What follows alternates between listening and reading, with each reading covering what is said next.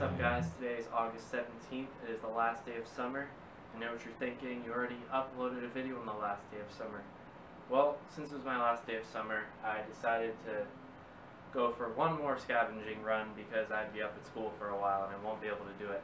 And I picked a really good night to do it because I found some really cool stuff, so I decided to make another episode of really cool things to find in other people's trash piles.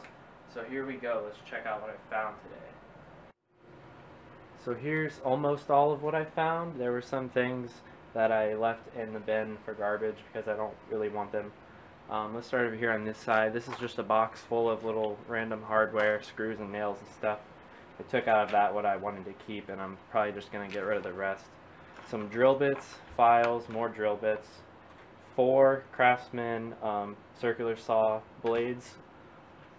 I'm not sure what type of steel they are. They are steel, obviously, so maybe I will try to make some knives out of this steel because it's pretty good looking. I don't know what kind of steel it is and if it'll harden, so I'll have to look further into that. I found a little door hanger. This will be nice for my dorm, obviously. Some Allen wrenches over here and some Torx, I think. Some type of Torx Allen wrench with a ball and a flat end. I don't know what this is. But really, this is a nice clamp. This thing is brand new. Why would somebody get rid of this? I don't know. I don't know what this is. There was some custom etched or engraved knives in here, and I don't want the knives because they were kind of stupid looking, but I kept the case because I just made a knife and an axe, and this will make a nice case for both of those. So I kept that. And finally, right here I have a corded 3/8 inch electric drill. Plugged it in, it still works fine. I think it's a Sears and Roebuck, it says, or something on it, so maybe it's a Craftsman. I don't know, I don't care. I'm probably going to take this apart and look at the speed control unit because I've been trying to figure out how those work, and maybe I can salvage the one from this trigger here. I'll keep the chuck too. Usually the motor in an electric drill is kind of built into the plastic casing. The stator will be on the outside and fastened to the plastic, so there's really no way to salvage the motor out of it. So I'm going to have to open it up and take a closer look at that and see what I can make of it. Now all that was in one trash pile, and then I brought that home. I went back out again because I was feeling lucky, and I found this corded hedge trimmer. Obviously I took the case off it already, and I found out that it's powered by a universal motor, and these are notorious for their extremely high RPM, and so there's got to be some type of really cool gearing that gets it down to a slow speed.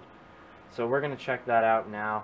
I didn't even plug this in to see if it works because it wasn't on a cord. You had to plug a cord into it, and I didn't feel like doing that, so I'm just assuming it works because universal motors never quit working.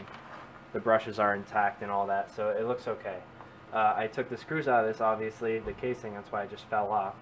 So let's take a closer look inside the gearbox here. This whole thing is going to come out as one, so I'm going very slowly and carefully. Okay, so it looks like it's some sort of eccentric gear here.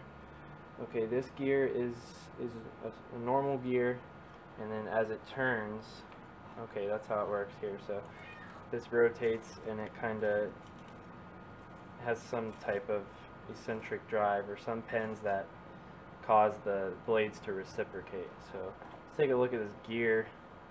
All the teeth look intact, so this is a pretty nice gear. I'm pretty sure this thing would have worked if I plugged it in. Let's look over here. There's a shaft coming through. It's a fixed shaft, it's not on a bearing, so that sucks. And then the motor shaft would be right there. So it's just one gear, and it's probably 10 teeth to at least 100 teeth, so it's a pretty high ratio there. I'm going to take the motor off this plastic part here now.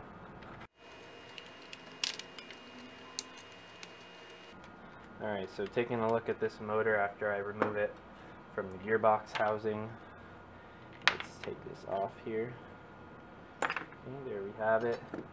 And it's a pretty nice little self-contained unit with nice little mounting holes on it. So this is a pretty good find. I could even put it back on the housing, put this gear back in, and take the the blades off here, and then I would have a nice geared down, really high torque motor unit. So that's pretty cool. I'll probably just put this back together so I don't lose anything and so it still works. So here's the motor unit with that big gear back inside the housing. These are just the two pins that held everything together. I just kept them in here so I don't lose them. But as you can see, it would be kind of hard to tap into this power because it's surrounded by a casing. The power was coming from the side of the gear instead of the teeth. So it would be a little bit hard to use in a design, in a application myself, but pretty much I would just have to either, you know, cut a part of the plastic housing off and tap into the teeth, or just make my own little attachment for the gear hub, which wouldn't be too hard because it's in good condition. It has nice holes in it already, so it would be pretty easy to just tap into that power, and that would be really good power, assuming this motor works, of course, which I'll eventually test. Probably not tonight because I'm a little crunched on time. This is a test setup on 120 volts AC.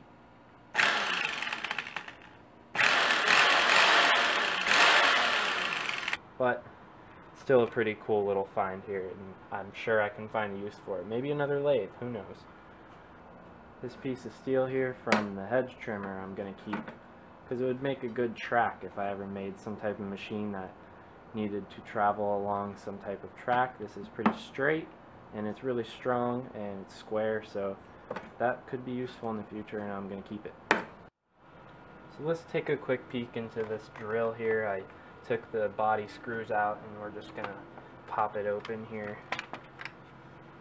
real quick.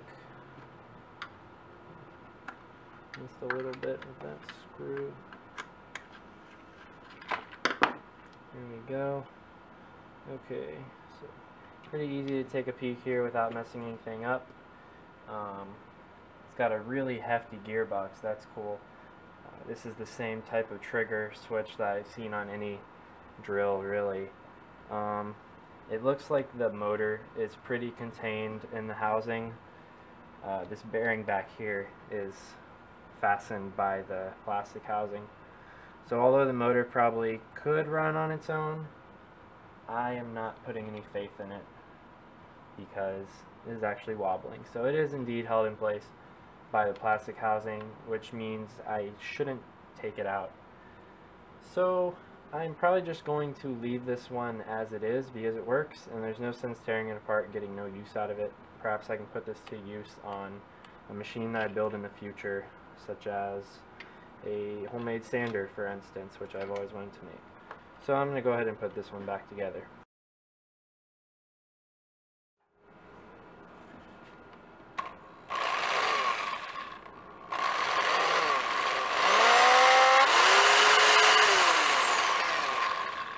Good as new.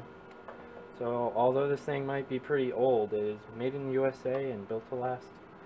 Pretty cool that it still works. Perfectly fine drill to add to my collection. So definitely some really cool and useful stuff I found tonight. Really glad I went for a run tonight. Especially this drill here and the Hedge trimmer. Hopefully I can turn these saw blades into some knives, and of course I'll use all this other crap too. So it was definitely a really good night. I'm glad I went. And I want to thank you guys for watching this video. I hope you enjoyed it, and I hope you stay tuned to see what I might do with all this stuff in the future. Alright guys, well I'll see you next time. Hope you enjoyed the video. Bye bye.